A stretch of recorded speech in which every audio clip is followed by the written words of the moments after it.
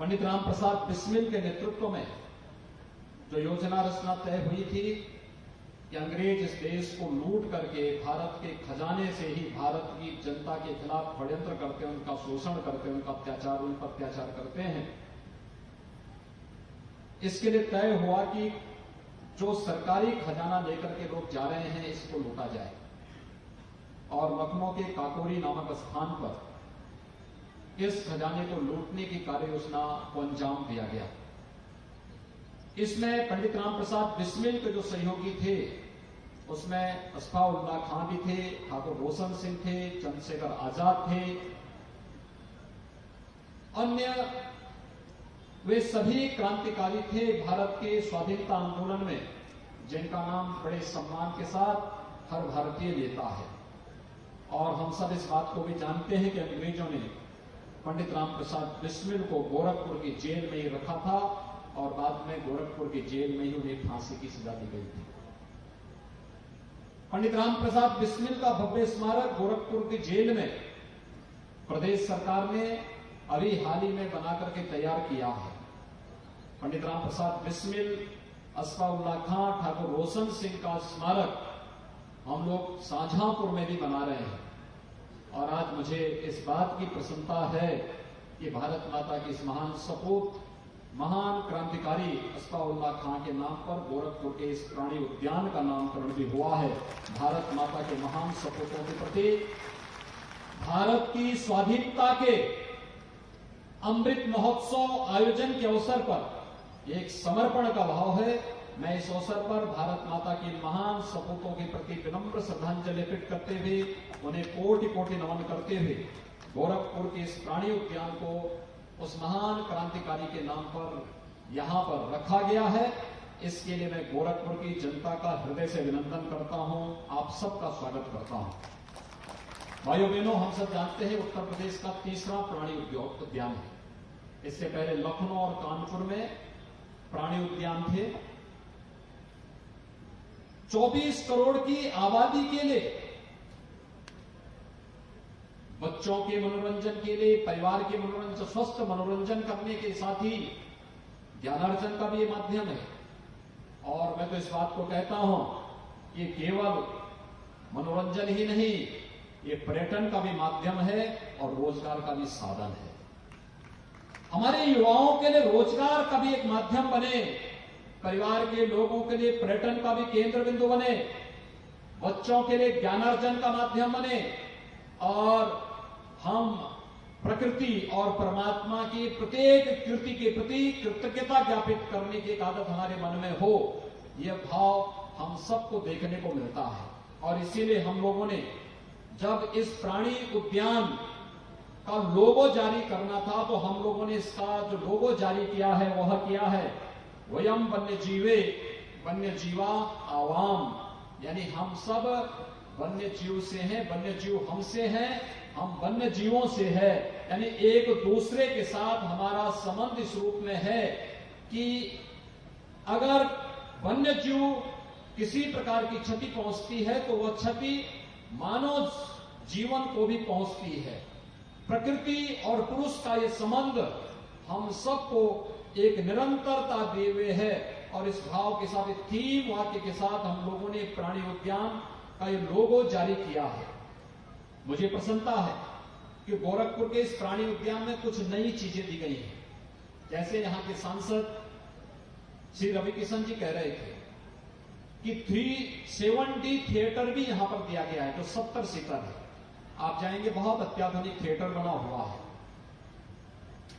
छोटे से समय के अंदर कैसे प्रकृति के साथ समन्वय आपका स्थापित हो जाता है। एक बार आप जाएंगे तो 70 थिएटर का भी आनंद लेने का अवसर आपको यहां पर प्राप्त होगा। दूसरा, यहां पर अभी मैं जाके देख रहा था, अलग अलग बाड़े बने हुए थे और उस बाड़े में मैं देख रहा था कि कैसे बब्बर शेर घूम रहा था, बंगाल टाइगर भी घूम रहा था और वहां पे अलग अलग जो वन्य जीव थे उनके मन में एक उत्सुकता थी देखने की। आप लोग कल से जब यह प्राणी उद्यान प्रारंभ होगा तो मैं यहां के जिला प्रशासन से कहूंगा कि अच्छा होगा कि स्कूली बच्चों के लिए एक बार तो कम से कम स्कूली बच्चों का टूर आए, सोशल डिस्टेंसिंग और मास्क आदि उनके लिए अनिवार्य करें, और स्कूली बच्चों के लिए तो कम से कम अगले 1 महीने के लिए एक पैकेज तय करें कि स्कूली बच्चों के लिए जो स्कूल के द्वारा तय हो, उन स्कूली बच्चों के लिए फ्री में इसकी व्यवस्था जरूर करवा दीजिए। और एक क्रम बनना चाहिए, अलग अलग दिन अलग अलग स्कूल के बच्चों को, और आधा घंटा 1 घंटे का कार्यक्रम बनेगा। एक दिन में 3-4 विद्यालय आ जाएंगे, अलग अलग समय में उनको लेके जाएंगे, और जो यहां पर हैंडबिल बनाया गया है या इससे संबंधित जो रिप्लेट बनाए गए होंगे, उन बच्चों को उन प्राणी वन्य जीवों के बारे में जानकारी लेने के बारे में भी प्रेरित करें। और अगर कोई विद्यालय किसी वन्य प्राणी को गोद लेता है तो उस विद्यालय के नाम पर अपने रजिस्टर में इस बात को अंकित करिए कि 1 वर्ष के लिए या 1 महीने के लिए या 6 महीने के लिए इस वन्य प्राणी को फलाने विद्यालय ने गोद लिया है, और यहां पर उसकी रसीद कटवा करके उनके नाम पर उस वन्य प्राणी की देखरेख की व्यवस्था हो जाए। वह जैसे कालीबाड़ी के बाबा करते हैं अपने यहां पे, कालीबाड़ी के बाबा पे तो यही करते हैं, अगर किसी को पूजा करानी होती है तो पहले से रसीद कटवा देते हैं। ऐसे ही वन्य प्राणियों के बारे में भी होना चाहिए कि अगर लोग देखने के लिए जा रहे हैं तो लोग जब देखने के लिए जा रहे हैं तो जो भी चाहे कि मैं उसको गोद लूं, तो स्वाभाविक रूप से आप उससे लिपट तो नहीं पाएंगे, क्योंकि अगर शेर से लिपटने के लिए जाएंगे तो आप जानते हैं कि उसका क्या स्थिति होगी। इसलिए वह एक तरीका है कि यहां पर आपका नाम नोट होगा, आपने उस प्राणी को गोद लिया आपके नाम पर 3 महीने, 6 महीने, 1 वर्ष के लिए, उस प्राणी की देखभाल आपके नाम पर प्राणी उद्यान से जुड़ी हुई व्यवस्थापक यहाँ की जो प्रबंध समिति है वह करती हुई दिखाई देगी, और गोरखपुर का प्राणी उद्यान बहुत अच्छे ढंग से आगे बढ़ता हुआ दिखाई देगा। मुझे बताते हुए प्रसन्नता है कि अब तक 151 वन्य जीव इस प्राणी उद्यान में आ चुके हैं। इस संख्या को हम लोग लगभग 400 तक पहुंचा रहे हैं। बहुत सारे आ गए हैं, कुछ आने वाले हैं, कुछ रास्ते में हैं, लेकिन दीपावली के पहले गोरखपुर वासियों को कुछ नयापन मिलना चाहिए, एक नई ताजगी, एक नयापन का एहसास हो, और ये नएपन के एहसास के लिए आप पूर्वांचल वासियों को ये जू उपलब्ध हो रहा है, ये प्राणी उद्यान उपलब्ध हो रहा है, इसके लिए मैं गोरखपुर और पूर्वांचल वासियों को हृदय से बधाई देता हूं, अपनी शुभकामनाएं देता हूं, और विश्वास व्यक्त करता हूं